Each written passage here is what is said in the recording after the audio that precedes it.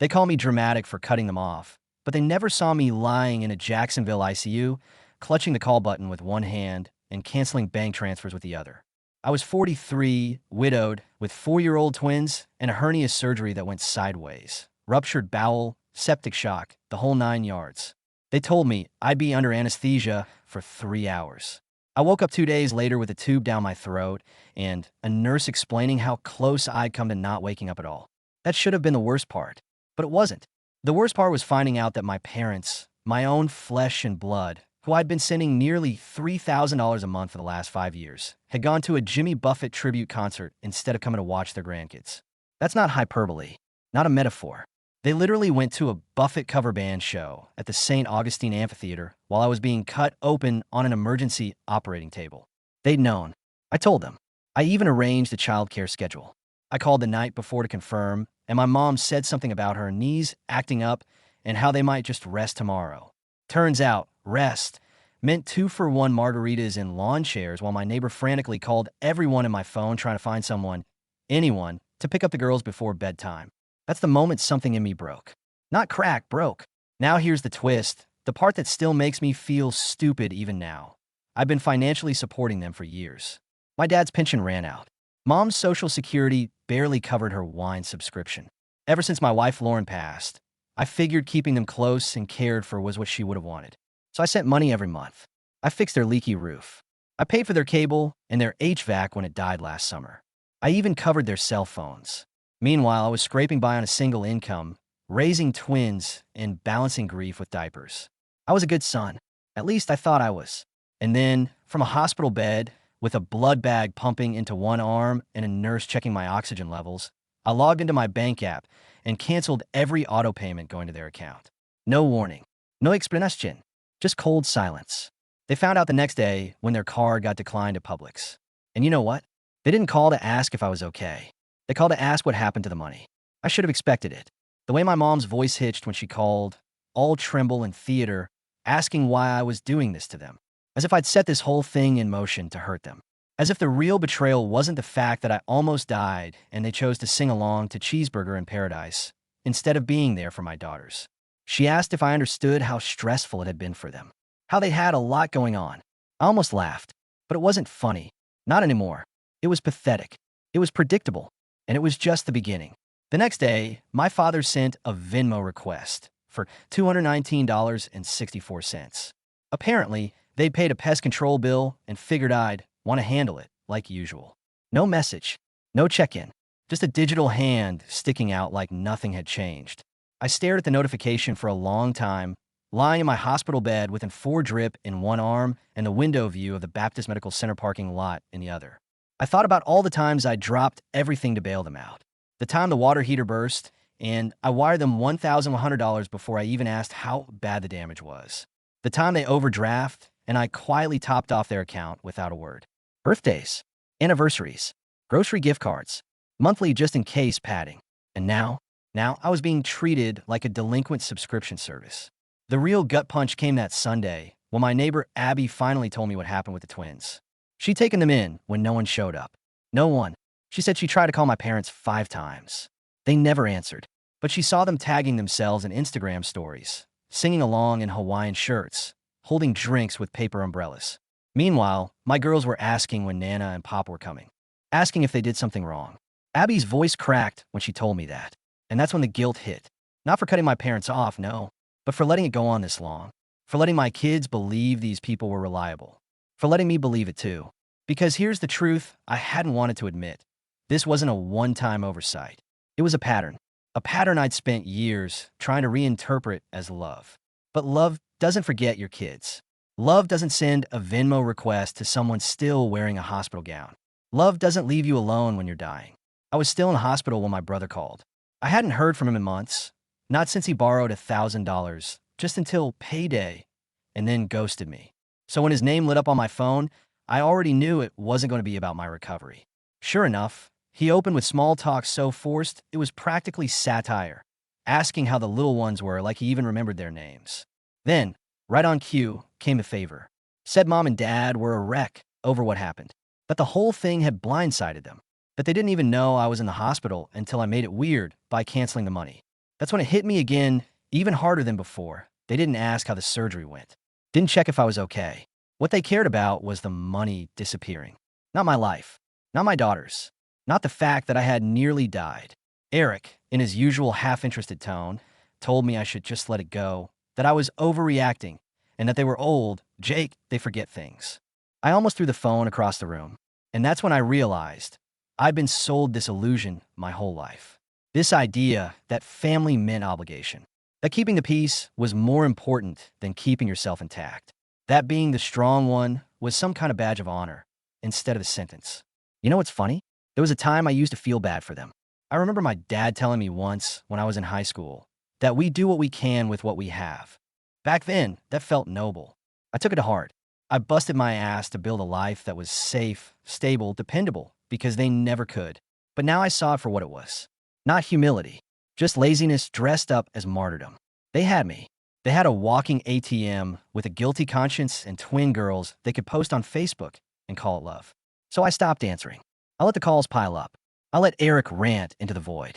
I even blocked him after he sent a message saying I was selfish for making our parents feel like failures. That part stuck with me for a while. Not because I agreed, but because it showed me how deep the delusion went. They didn't feel like failures for failing me. They felt like failures because their supply line got cut off. I got discharged with a warning stapled to a packet of aftercare instructions. No lifting anything over 10 pounds. No stress. No strain. Take time to heal. As if stress was something you could opt out of when your whole life had turned into a mess of unanswered calls and quiet resentment. I didn't go back to the house right away. The girls were with Abby for a few more days, and honestly, I needed the space. I booked a cheap rental over by Anastasia Island, close enough to the water to hear the surf, but far enough from anything familiar. It was a rundown 2-bedroom with weak Wi-Fi and a stiff couch, but it felt like neutral ground. It was in that silence, between doses of pain meds and microwave dinners, that I started really going through the numbers. Not the hospital bills, not yet. I mean their numbers. The money I'd sent them over the years. I pulled up old bank statements, scrolled back through months of Zelle transfers and utility autopays. Over $87,000. That number sat in my chest like a brick. Almost 90 grand, funneled quietly from my account to theirs while I was juggling daycare pickups and work deadlines and sleepless nights with toddlers who still cried out for their mother in the dark. And for what? A couple of polite thank yous, some passive-aggressive birthday cards, and a front row seat to their negligence. But here's where things took a turn I hadn't expected. Somewhere between month 48 and 49 of those transfers, I found something odd, an account I didn't recognize. A Chase savings account tied to my mother's name, with my father listed as a secondary signer. It had been receiving separate deposits from an annuity I had no idea they even had, roughly $600 a month, for years. So they weren't broke. They just chose not to spend on themselves. Not when they had me. That discovery, it didn't enrage me. Not the way you'd think. It hollowed me out, because it meant every request, every "we're really struggling" plea, every time they let me think I was all that stood between them and foreclosure. It was theater. I wasn't helping. I was being played. It was around 2 a.m. when I finally allowed myself to cry. Not the dramatic, chest-heaving kind. No, this was quieter, like a leak in a pipe you didn't know was cracked. Salt on my cheeks before I even realized the tears had started. I wasn't mourning the money. Not really. I was mourning the lie. I had built so much of my identity around being the dependable one, the good son, the reliable sibling. I wore it like armor, something to hold me together after Lauren died, something to convince the world, and maybe myself, that I hadn't fallen apart. I kept telling myself I didn't need help, that it was enough to be the help. I was the guy who fixed things, who never made a scene, who kept the plates spinning even when the table cracked underneath him. But the truth is, I was tired. Not the kind of tired a good night's sleep could cure. This was the tired that comes from being needed by people who never ask if you need anything in return. I thought back to when Lauren was sick, those last 6 months, when we stopped pretending that the treatments were working. My parents came once, stayed for 3 days, spent most of it sightseeing, told us they didn't want to get in the way. I didn't question it then, didn't want to believe what it said about them. But now I saw it clearly. I had confused proximity with presence, and presence with love. They were never there. Not really.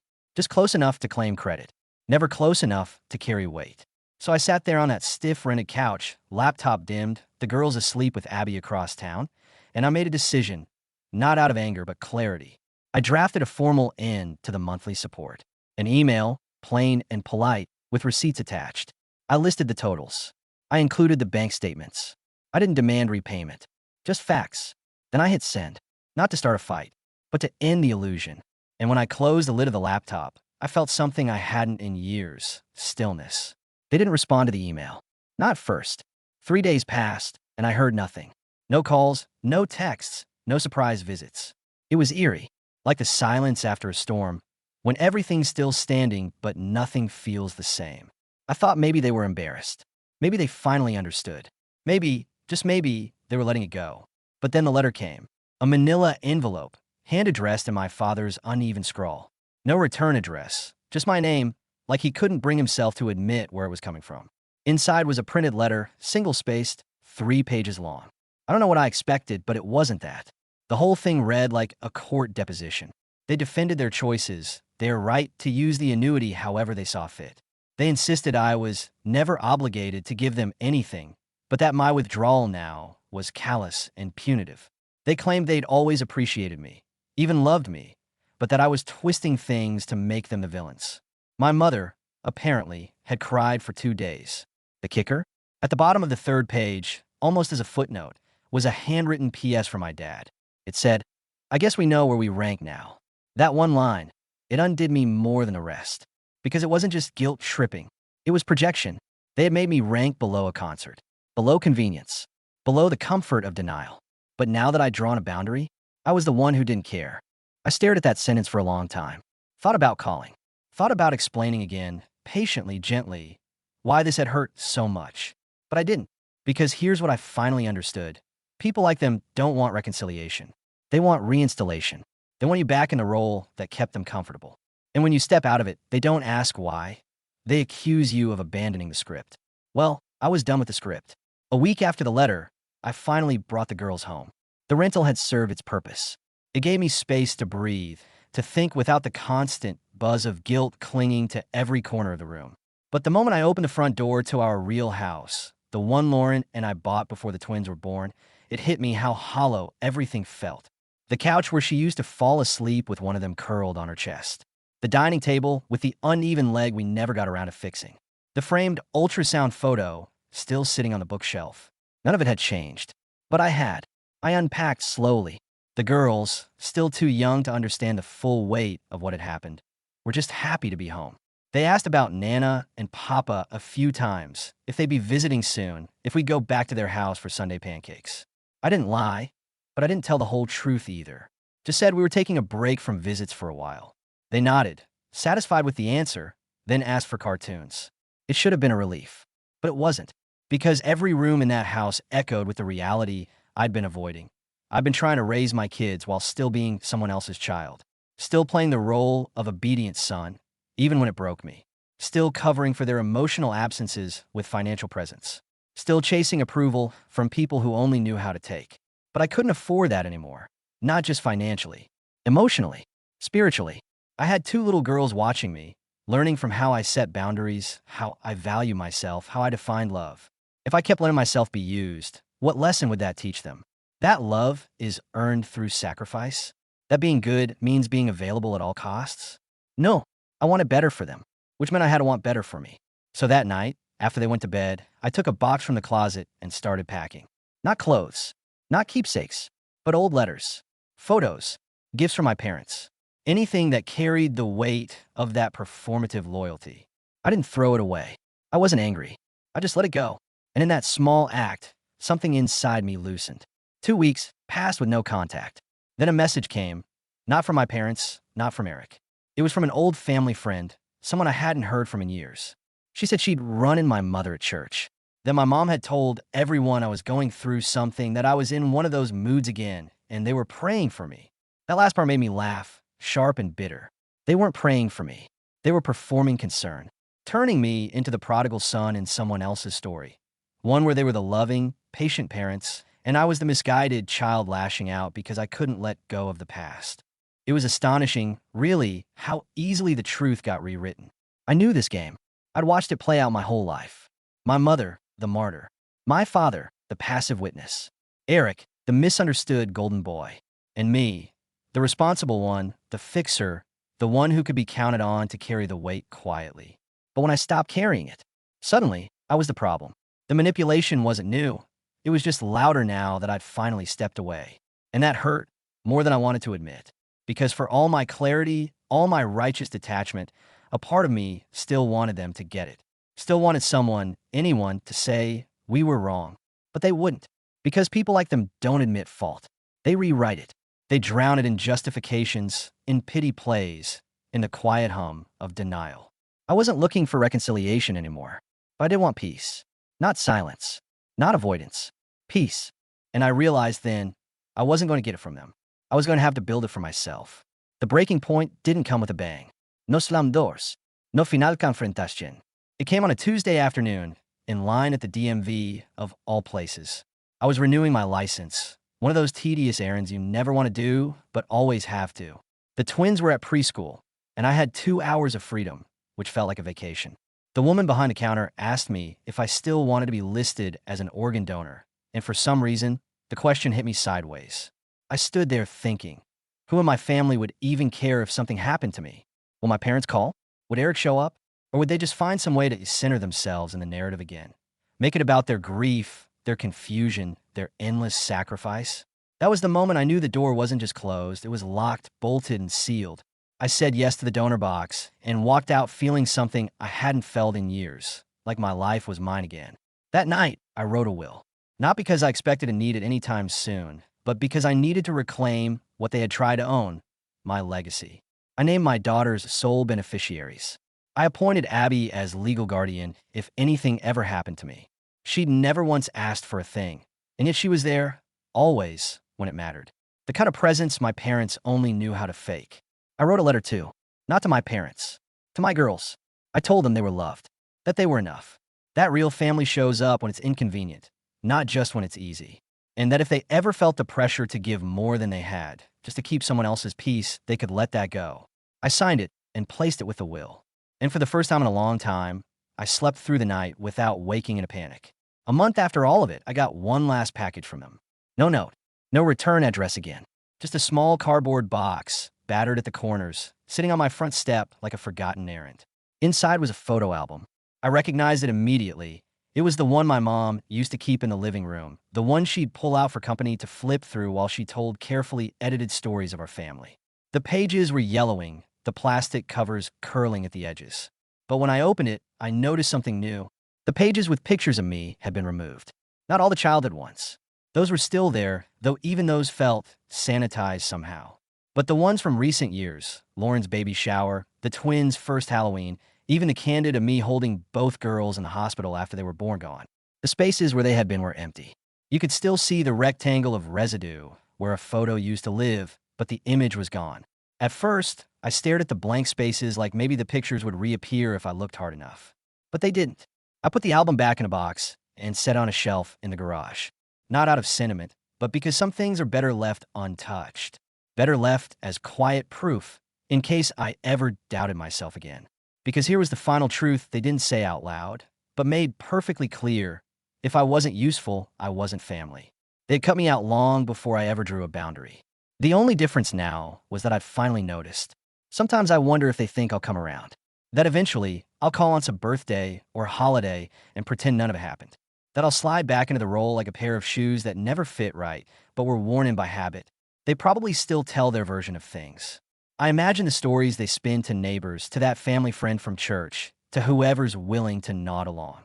I can almost hear my mom saying something about hope and forgiveness, with her hand on her chest like it's all just been so heartbreaking for her. And maybe 10 years ago, that would have worked on me. But not now. Now I spend my weekends building a garden in the backyard with my girls. We pick out wildflower seeds and scatter them like confetti across the soil. They don't care if the rows are even. They laugh when the hose splashes their shoes. They remind me what it means to show up without agenda. And sometimes when they ask if we'll ever see Nana and Papa again, I take a breath, crouch to their level, and tell them this. Some people love with conditions. Others love with presents. We choose presents. Then we go back to the garden, where the things we plant together don't come with strings attached. I used to think cutting off family was the hardest thing I'd ever do. Turns out, it was just the beginning of learning what love should have looked like all along.